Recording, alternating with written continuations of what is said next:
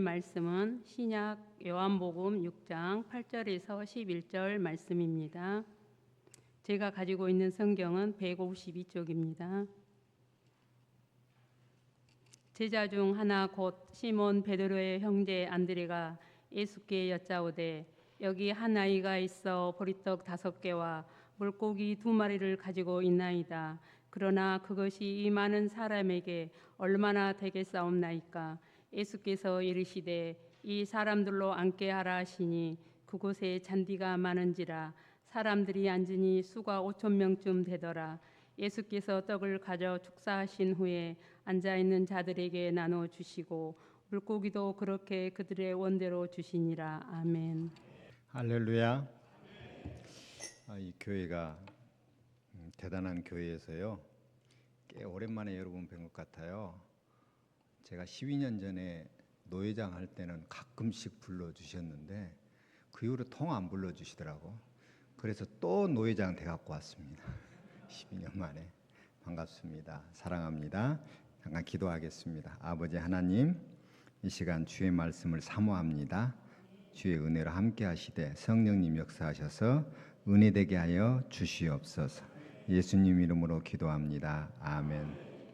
사랑하는 교회학교 교사 여러분, 그리고 성도 여러분, 오늘 우리는 드려진 작은 자의 도시락이라는 이 말씀을 통해 주님께 드려진 작은 헌신이 어떻게 큰 기적으로 바뀌는지, 그리고 왜 작은 자의 도시락인가를 살펴 은혜의 힘을 확인하는 시간 되시길 소원합니다.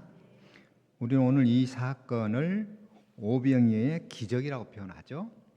보리떡 5개와 물고기 2마리로 5,000명이나 먹고도 12바구니가 남았다고 하는 도저히 일어날 수 없는 것 같은 기적의 이야기죠.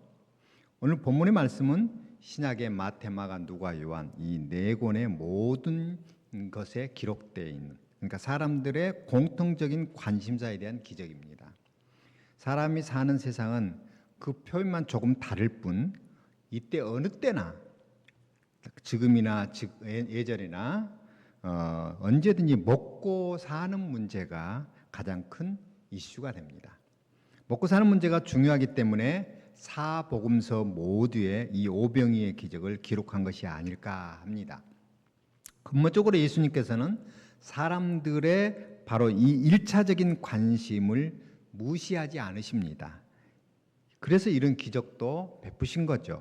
사람의 필요와 사람의 만족과 사람의 요구를 기꺼이 챙겨주시는 예수님인 것을 믿습니다. 예수님의 이런 관심이 우리 사람의 가치와 전혀 다른 것 한 가지가 있죠. 그것은 바로 아무런 차별과 구분 없이 참석하고 있는 모든 사람에게 공평하게 임하는 관심이라는 것이죠. 참석한 사람은 누구나 다 한 사람도 예외 없이 빠짐없이 골고루 다 그 혜택을 누렸다고 하는 겁니다. 그것도 원하는 대로 달라는 대로 다 주셨다고 합니다. 오늘 말씀 11절에 보면 이렇게 말하고 있죠. 예수께서 떡을 가사 축사하신 후에 앉아있는 자들에게 나눠주시고 물고기도 그렇게 그들의 원대로 주시니라 그랬습니다. 주신 양도 어마어마합니다. 오늘 본문 요한복음에서는 5,000명 정도라고 말씀을 하지만 실은 여자와 아이는 제외한 5,000명입니다. 그러니까 실제로는 10,000명 이상이 골고루 부족하지 않게 먹고 12바구니가 남은 겁니다. 이 오병이어의 기적을 통해서 우리가 생각해 볼 수 있는 내용은 참 어마어마하게 많아요. 우선 오늘은 본문에 등장하는 한 아이에게 그 초점을 맞춰보도록 하겠습니다. 본문은 아이에 대해서 이렇게 기록하고 있죠. 9절, 여기 한 아이가 있어 보리떡 5개와 물고기 2마리를 가지고 있나이다. 그러나 그것이 많은 사람에게 얼마나 되겠사옵나이까 그럽니다. 아이는 한 사람이며 보리떡 5개와 물고기 2마리를 가졌습니다. 전통적인 해석은 이 아이가 소유하고 있는 이것을 그의 부모가 싸준 도시락이라고 해석을 합니다. 보리떡의 크기는 어느 정도 정확하지는 알 수는 없지만 물고기 2마리는 실제 2마리가 아니라 언어상으로는 2토막이라고 이렇게 말을 합니다. 그러니까 이 아이의 도시락은 아이 혼자 먹을 수 있을 만큼의 양에 불과합니다. 자기 혼자 먹을 양의 도시락 하나를 가진 이 아이에게 우리가 오늘 주목하려고 하는 이유는 이 아이를 통해서 5천 명이 넘는 많은 사람들이 배불리 원하는 양을 먹을 수 있었기 때문이죠. 작은 아이의 것의 헌신으로 풍성함이 주어졌다는 것입니다. 본문에서 5천 명이 넘는 무리가 예수님 앞에 앉아 있습니다. 그에 비해 한 아이는 지극히 작습니다. 그 도시락 또한 현실을 볼 때 너무나 부족한 도시락이었습니다. 제자들은 여기 한 아이가 있어 보리떡 5개와 물고기 2마리를 가지고 있나이다. 그러나 그것이 이 많은 사람에게 얼마나 되겠사옵나이까? 라고 하는 고백. 우리에게 맡겨진 어린 영혼들, 교회 학교의 사역도 때로는 그의 수고와 헌신이 너무 작고 보잘것없어 보일 때가 있습니다. 나는 부족합니다. 내 시간과 재능도 그리고 물질도 너무 작습니다 라는 생각이 들기도 합니다. 그런데 예수님께서 작은 것들을 사용하시는 의미는 몇 가지 정리할 수 있어요. 먼저 예수님의 주권과 능력의 강조를 위해서는 작은 것을 들어 쓰십니다. 우리가 가진 것은 아무리 작고 보잘것없어 보여도 주님의 손에 올려질 때 진정한 변화와 기적이 일어납니다. 오병이의 사건에서 볼 수 있듯 작은 아이이고 작은 도시락이 그 자체로는 아무 가치도 없지만 예수님께서 사용하실 때는 수많은 사람을 배불리는 큰 역사가 일어났습니다. 근데 여기서 중요한 것은요, 작은 것을 들여서 무엇인가 되는 것이 아니라 우리가 가진 것으로는 문제를 해결할 수 없음을 드러내는 거예요. 우선 이걸 먼저 발견해야 돼요.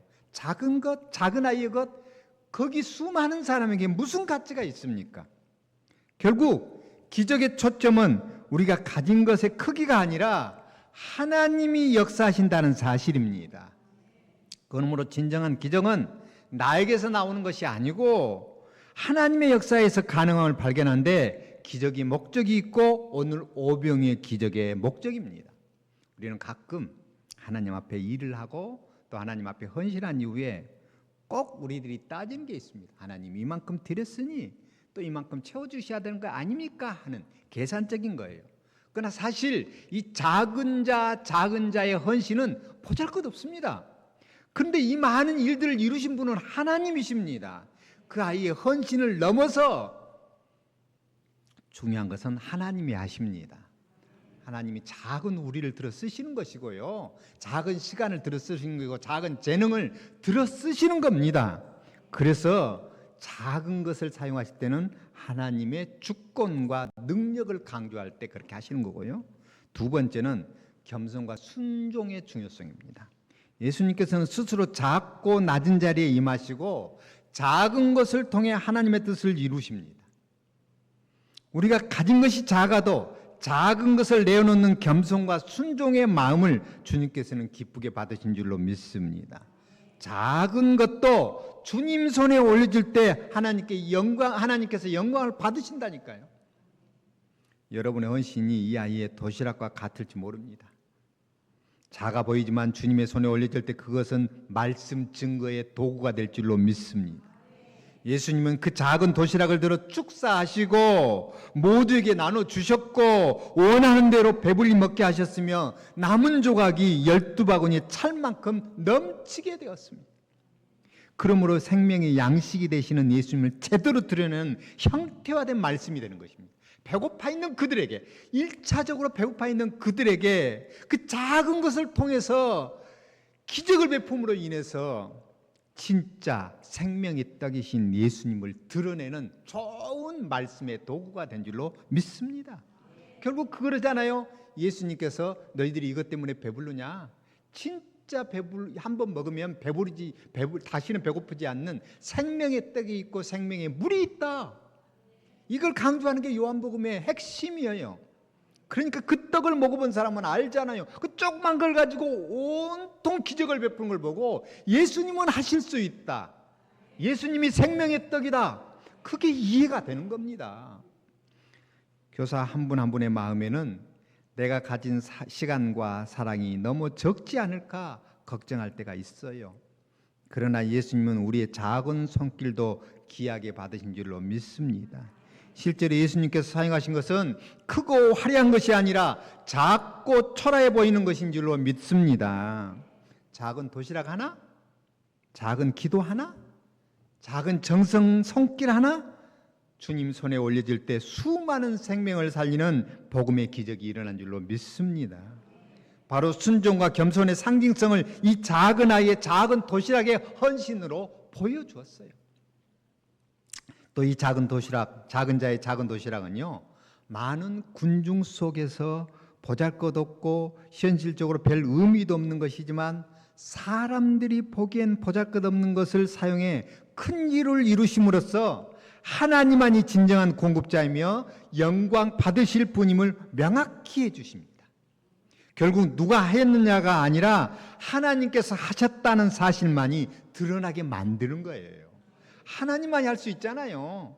그 작은 것을 가지고 누가 어떻게 뻥튀기를 넣는다고 해도 그게 됩니까? 하나님만이 하시는 일이잖아요. 그러므로 우리가 작고 보잘것없어도 하나님이 하시면 된 줄로 믿으시기 바랍니다. 교사가 그런 마음을 가지고 일할 때에는 내가 조금 부족해도, 내가 조금 약해도, 아니 예전엔 그랬어요. 정말요. 할머니 교사들이 많았어요. 교회 학교에. 아니 저도 할머니 권사님이 교회 학교 가르친 기억이 나요. 아이고 작고 힘없는 내가 뭘 해. 아니 다시 돌아가야 돼요. 사실은 우리 교회가. 어머니 교사들이 많이 생겨야 되고요. 근데 안 오더라고. 못해. 젊은 것들이 잘하지 우리는 못해. 안 그렇습니다. 작은 것을 통해서 보잘것없는 걸 통해서 하나님은 하나님의 이대하심을 드러낼 줄로 믿습니다. 내가 하는 게 아니라니까요.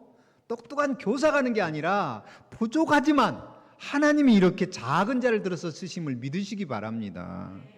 교회 학교가 가능성이 없다고 하지만 다시 할머니 권사님들이 맡으면 기적이 일어날 줄로 믿습니다. 예수님은 인간의 능력이나 소유, 세상의 기준이 아니라 진정한 순종과 믿음의 마음 자체를 보시고 일하십니다. 즉 작은 것을 통해서 일하실 때 누구도 스스로의 힘을 자랑하거나 교만할 수 없게 하시며 오직 하나님만 의지하도록 이끌어 가십니다. 이처럼 예수님이 작은 것들을 사용하실 때 우리 한계를 인정하고 그분을 의지하라는 그의 초대에 동시에 그분의 능력과 영광을 드러내는 중요한 신학적 의미가 있는 거예요. 여러분의 헌신이 아무리 작아 보여도 결코 헛되지 않습니다. 여러분이 드리는 사랑과 노력, 그 모든 것이 주님의 손에 올려질 때 배부름의 기적, 변화의 기적으로 이어질 것입니다. 오늘 다시 한번 주님, 저의 작은 도시락, 작은 재능, 작은 마음을 사용해 주세요라고 고백하는 우리 교사와 우리 성도들 되시기를 바랍니다. 사랑하는 교사 여러분, 나의 작은 자의 도시락에 여러분의 헌신을 담아 오늘도 주님과 함께 5,000명이 배불리는 기적을 꿈꾸시기를 바랍니다. 그리고 오늘 말씀은 지극히 작은 자와 마지막 한 영혼까지 귀하게 여기시는 그 사랑을 보여주고 있어요. 예수님은요, 세상에서 무시받고 가치 없게 여겨지는 지극히 작은 자들에게 긍휼과 자비 그리고 사랑을 베푸셨고 그들을 통해 하나님 나라를 확장하셨어요. 성경에 보십시오. 예수님이 들어 쓰시는 분들이 어떤 분들입니까? 지극히 작은 자, 여인, 과부, 가난한 자, 고아, 어린아이. 왜 그렇게 작은 자들을 들어 썼을까요? 하나님이 하신다는 걸 보여주기 위한 절정이기 때문에 그런 거예요. 작은 것, 작은 자, 작은 믿음도 하나님께서는 소중하며 그들을 통해서 하나님 나라의 선하심을 드러내시는 것이 우리 예수님의 작전이셔요. 또한 작은 자의 도시락 헌신은 믿음의 본질을 가르치기 위해서 사용하셨어요. 예수님은 제자들이 믿음이 작아 부족하다고 생각할 때 믿음의 분량이 아니라 믿음의 대상이신 하나님을 신뢰하는 것이 중요하다고 가르치셨어요. 작아 보여도 하나님께 붙여 믿음은 더욱더 커지고 그 한계를 뛰어넘게 하신다 그 말입니다. 오히려 내가 작은 자입니다. 그래서 하나님의 도움이 필요합니다 하는 자를 쓰시는 거예요. 나는 다 가졌고 다 배웠고 야무지고 똑똑하고 그렇게 해서 하나님 나라가 증거되는 게 아니에요. 이처럼 예수님이 작은 것을 쓰시는 일에는 하나님의 주권, 영광, 은혜 그리고 인간을 향한 근원적 사랑이 담겨 있습니다. 우리가 가진 것이 아무리 작아도 주님께서 우리를 쓰실 위대한 하나님의 계획이 있고 그 계획대로 이루어집니다. 그 계획의 끝부분에는 풍성한 주님의 은혜요 강력한 생명의 역동이 있는 줄로 믿습니다. 그리고 이제 여러분 교사 앞에 있는 작은 자를 한번 살펴봅시다. 다시 말씀드리면 5,000명 성인들 앞에 이 아이는 작은 자입니다. 그런데 이 아이의 작은 도시락은 5,000명이 넘는 많은 사람들이 배불리 원하는 양을 먹을 수 있게 된 그 근원이 되었잖아요. 근거가 되었잖아요. 작은 아이 것이 모두 이렇게 큰 영향력을 끼치는 선한 영향력을 끼치는 그 역사가 일어나는 것을 보고 뭘 생각하십니까? 바라기는 오늘 우리 교사들이 맡아 기르는 아이들이 이런 아이들로 크기를 원합니다. 그러나 정말 중요한 게 뭡니까? 내게 가르침 받은 아이가 다른 모든 사람들을 평안으로 풍성함으로 주는 아이로 그렇게 클 수만 있다면 얼마나 좋은 일입니까? 근데 그 믿음의 가르침이 가정과 교회부터 있어야 한 줄로 믿습니다. 잘 생각해 보세요. 오병의 기적이 일어나던 이때 아이는 존재는 사실 사람 취급을 받지 못하던 때이잖아요. 요한복음에서는 5,000명이라고 했지만 다른 복음서에서는 여자와 아이 외에 5,000명이라고 하고 있어요. 여자와 아이는 사람의 수에 들어가지 않은 때라니까요. 그럴 때 이 아이는 예수님의 집회에 참석했습니다. 그것도 도시락을 싸서 참석을 했습니다. 그 말은 곧 아이의 부모가 이 아이를 예수님의 집회에 직접 참석하도록 한 것일 것입니다. 도시락 쌌잖아요. 그만큼 자기 아이의 삶에 대한 영적인 관심이 있었다 그 말이에요. 그 부모는 비록 아이가 아직 사람으로 대접을 받지 못하는 때이지만 그래도 하나님의 은혜로 키우겠다고 하는 그 믿음의 자세를 가지고 있었던 것입니다. 요즘의 시절과 비교하면 얼마나 대조적입니까? 요즘은 신앙보다는 실력으로 키우겠다 하잖아요. 그래서 예배당보다도 학원과 과외로 먼저 보냅니다. 요새는 아이들을 돈을 키우려 하는 것은 아닌지 좀 더 깊은 생각을 해보게 합니다.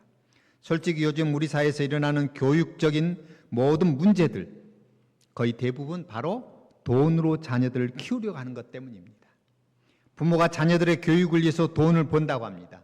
집안을 돌보고 아이를 키우고 남편을 내줘야만 하는 엄마까지 세상으로 나가서 돈을 벌여야 하는 지경은 알고 보면 아이들, 자녀들에 대한 교육 문제예요.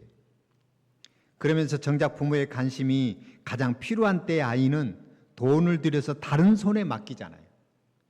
먹이는 것도 대부분 돈으로 다 하잖아요. 분유부터 이유식까지 좀 더 자라서 학교를 가면서 급식까지 몽땅 다 돈만 내면 됩니다. 자녀들이 부모의 정성과 사랑을 확인할 수 있는 통로가 돈밖에 없어요. 이게 안타까움이에요.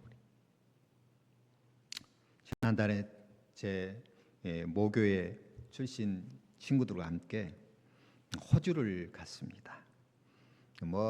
참 경치 좋고 날씨 좋고 공기 좋고 그런데 제 마음속에 와닿는 게 있었습니다. 아이들이 3시면 모든 중학교, 고등학교 다 끝나요, 수업이. 그런데 회사는 2시면 끝나요. 왜 그런 거 했더니 2시에 회사 일 마치고 아이들 픽업해 오라고, 아이들과 놀으라고. 진짜 3시 되어서 저희들이 공원, 주변에 공원 중심으로 돌아다니고 있는데 아이들이 거기에 바글바글하고 놀고 있어요. 휴대폰 갖고 놀고 쭈그려 앉아 노는 게 아니라 공치기 하고 놀고 있고 친구들과 놀고 있어요. 학원을 안 가요. 학원이 없어요. 제가 조금만 일찍 알았다면 우리 아이들 그거 보내고 싶었어요. 학원 안 다니는, 학원이 없는. 그리고 사실은 이제 2시에 회사 일을 끝내놓고 나머지 시간들 그 아이를 픽업해가지고 나머지 시간들은 다 가족과 함께 보내는 거예요. 5시 되니까 다 문 닫아버려요. 음식점이 문을 다 닫았다니까요. 가게가 다 문을 닫았어요. 그러니까 온전히 가족과 함께 보내라는 거예요. 참 자극이 많이 되었어요. 여러분에게는 실감이 안 되죠. 지금 그 시간에 3시에 애들이 공놀이하고 있다니요. 아니 또 놀라운 것은 이놈들이 안경 쓴 놈이 별로 없어요. 거의 없어요. 스마트폰 보는 것에 안 봐요. 그 애들이 자연과 함께 그렇게 노는 거예요. 어쨌든 그하고 좀 관심이 같을는지 모르지만 지금 시대는 어떤 점에서 돈으로, 아니 소중한 부모와의 접촉점도 사라져 버렸고 돈으로 다 모든 걸 맡겨서 해결하고 있는 게 우리들의 가슴 아픈 일이에요. 아이를 좀 더 잘 키운다 하는 그 매개체가 모두 다 돈이에요. 돈으로 자라는 아이들이 만드는 세상은 도대체 어떻게 될까요? 하나님께서 사도 바울을 통해서 이미 경고하신 말씀이 있어요. 디모데 2장 1절에서 2절 말씀 보면, 너는 이것을 알라. 말세에 고통하는 때가 이르러 사람들이 자기를 사랑하며 돈을 사랑하며 자랑하며 교만하며 비방하며 부모를 거역하며 감사하지 아니하며 거룩하지 아니하며 그랬어요. 하나님을 모르는 사람의 특징 중에 하나는 부모를 거역하는 거예요. 그러니까 하나님을 모르도록 키운 자녀는 결국 부모를 거역하고 살게 된다고요. 말세의 특징이 돈을 사랑하고 그리고 자랑하고 부모를 거역하는 거예요. 요즘 우리가 사는 세상의 흐름이 바로 이 말세의 전형적인 모습 아닙니까? 교회와 교회학교는 그런 세상의 흐름을 거부하고 맞서라는 거예요. 거룩하게 키우는 겁니다. 우리 아이들을 돈으로 키우지 말라는 게 교회 학교예요. 경제적으로는 좀 못 살더라도 거룩한 삶의 향기를 가진 부모의 온기와 하나님의 사랑을 체험하고 자라게 하는 것, 이게 우리가 지금 해야 될 일이에요. 이것은 부모의 삶과 교사의 삶을 통해서 하나님을 알도록 하는 것이죠. 우리 아이들을 믿음으로 키우고 말씀으로 키우며 하나님을 알게 키우는 것, 그래서 교회 학교가 소중한 거예요. 오늘 500리의 그 근거가 된 아이의 도시락을 싸준 그 부모의 자세가 바로 그거예요. 예수님이 집회를 하는 것이 회당이나 특정한 장소가 아닙니다. 그냥 산입니다. 잔디가 많이 있는 산이라고 그랬어요. 예수께서 산에 오르사 제자들과 함께 거기 있다고 3절에도 말씀하고 있고요. 솔직히 이 산이 어느 곳에 있는 어떤 산인지는 알 필요가 없어요. 우리가 알아야 하는 것은 이 아이가 바로 그 산을 가도록 당시로는 쉽게 볼 수 없는 도시락까지 쌓아서 보낸 그 부모의 마음이에요. 그게 교사의 마음이어야 돼요. 이런 믿음의 수준을 우리 부모와 교사들에게서 제대로 볼 수 있어야 해요. 아이에게 예수님이 계신 산을 가라고 하는 그 부모의 말을 거역하지 않고 순순히 따르는 아이로 키우는 부모의 믿음을 한번 봐야 돼요. 요새 우리 아이들에게 그게 쉽든가요? 교회 가거라. 안 가요. 왜? 재미없어요. 교회 가 존말로 할 때 안 간다니까요.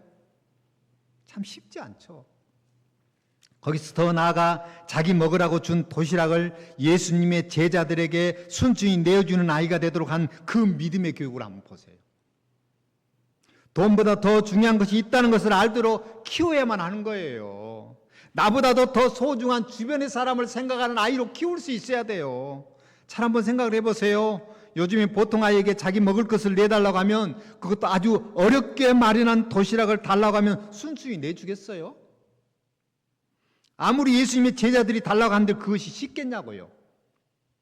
부모들부터 먼저 아이에게 절대로 안 된다고 가르칠 거예요. 이놈아, 너 먹기에도 부족한 걸 너 뭐라고 준 걸 왜 남을 줘? 먹을 거 있냐고 물을 때 왜 손들어? 애 손들기를 없는 채 해야지. 그러나 이 아이는 그렇지 않았습니다. 성경학자들이 이 아이의 나이가 10살 정도 됐다고 합니다. 10살의 아이의 자세가 남을 위한 배려와 섬김을 기본으로 가지고 있어요. 놀랍지 않습니까? 우리는 5,000명 먹였다는 이 사건만 보고 있는데 이 아이의 이 기본적인 자세를 보세요. 믿음의 자세 아니에요? 여기서 우리는 무조건 성경에 나온 아이니까 그렇다고 하는 전혀 그 정체성이 없는 선입견을 가지고 있어요. 그거 안 됩니다. 그보다 누군지는 모르지만 이 아이의 부모가 이때의 쓰임을 위한 신앙교육과 신앙훈련을 계속해 왔다고 생각하는 것이 훨씬 더 신앙적인 가치관이에요. 거기에 머물 것이 아니라 좀 더 나가서 내게 맡겨진 우리 아이도 이렇게 키우도록 해야만 한다는 발전적인 수준까지 나아가야 할 줄로 믿습니다. 그러기 위해서 가장 먼저 필요한 것은 아이에게 잘 먹이는 게 아니에요. 아이를 향한 야단과 책망과 잔소리도 아니에요. 그저 아이들의 뜻대로 다 해주는 자상함도 아니에요. 요새 끄떡 말하면 교회가 잘 먹여야 한다고 합니다. 수준이 있는 곳에 잘 놀게 해야 한다고 합니다. 물론 궁상 떨라는 건 아니에요. 그러나 이것이 우리 아이들에게 변화를 주는 근거는 아니라는 거죠. 그렇다면 무엇이 먼저 필요할까요? 솔직히 우리는 이미 이 정답을 알고 있어요. 이론은 충분히 알고 있으면서 실제의 삶에서 전혀 적용하지 않고 있죠. 어떤 정답입니까? 시작 마태복음 6장에 나와 있죠. 31절 이하부터 그러므로 염려하여 이르기를 무엇을 먹을까 무엇을 마실까 무엇을 입을까 하지 마라. 이방인들이 구하는 것이다. 너희 하나님 아버지께서 이 모든 것이 너희에게 있어야 할 줄 아시느니라. 중요한 것 그런즉 너희는 먼저 그의 나라와 그 의를 구하라. 그리하면 이 모든 걸 너희에게 더하시리라. 나와 우리 아이들이 이래야 된다 그 말이에요. 우리에게 있어야 할 것을 이미 다 하시는 하나님의 은혜 안에서 우리 부모와 교사들이 먼저 사는 거예요. 그렇게 내가 먼저 그의 나라 그 의를 구하는 거예요. 먹고 마시고 이것 때문에 우리 아이를 돈으로 키우는 거 그게 아니라 우리 아이를 신앙으로 어떻게 하면 키울까? 우리 아이가 도시락을 내놓은 수준까지 어떻게 키울까? 우리 아이가 예수님의 말씀이라면 그냥 그게 순종하고 그 산에 쪼그려 앉아서 말씀 듣게 어떻게 키울 수 있을까? 이 고민이 우리에게 있어야 되지 않겠어요? 솔직히 우리의 삶이 고달퍼서 그리고 세상살이가 쉽지 않아서 우리 아이들에게 예수님이면 된다, 예수님 만나야 한다, 예수님께서 달라고 하면 다 주어라 그렇게 말할 여력이 없어요. 그렇죠? 그러나 우리가 예수로 구원받은 자이고 예수의 은혜로 충성되이 여겨 교사로 삼아 주셨잖아요. 이 말씀은 나의 삶의 고달픔이 세상살이의 힘듦이 나의 구원과 은혜에 대한 부분에 1차적인 방해거리는 아니라는 고백이 있다는 거죠. 오히려 엄마도 아빠도 그리고 선생님도 비록 배가 고프지만 예수님이 계셔서 그 어떤 것보다도 행복하고 천국이 내 것 되어서 최고로 행복하다고 아이들에게 간증해야 됩니다. 즉 우리의 하나님의 은혜로 사는 이 행복이 이 이웃과 우리 아이들에게 전해져야 되고 전수돼야 돼요. 우리 아이들의 고백이 그렇게 돼야 돼요. 도시락 내놓을 정도에. 오늘 이 작은 아이의 도시락 하나로 모든 사람들이 배가 부른 것처럼 우리에게 주신 하나님의 은혜로 더 많은 이들이 행복으로 배부른 세상을 누리시기를 바랍니다. 그리고 우리 아이들을 그렇게 복음의 일에 헌신한 아이로 우리 키워봐야 되지 않겠습니까? 정말 이익은 뭡니까? 이 나라의 이익은 뭡니까? 주일학교가 줄어들고 있는 거 아니에요? 교회학교가 없어지는 거 아니에요? 할머니 교사가 없어지는 거 아니에요? 다시 할머니 교사들 돌아와야 돼요, 여러분. 하나님이 작은 자를 들어서 쓰시는 놀라운 이 기적을 여러분들 체험하시고 그런 작은 자의 헌신으로 우리 교사들을 키워내길 주님의 이름으로 축원합니다. 기도하겠습니다. 아버지 하나님,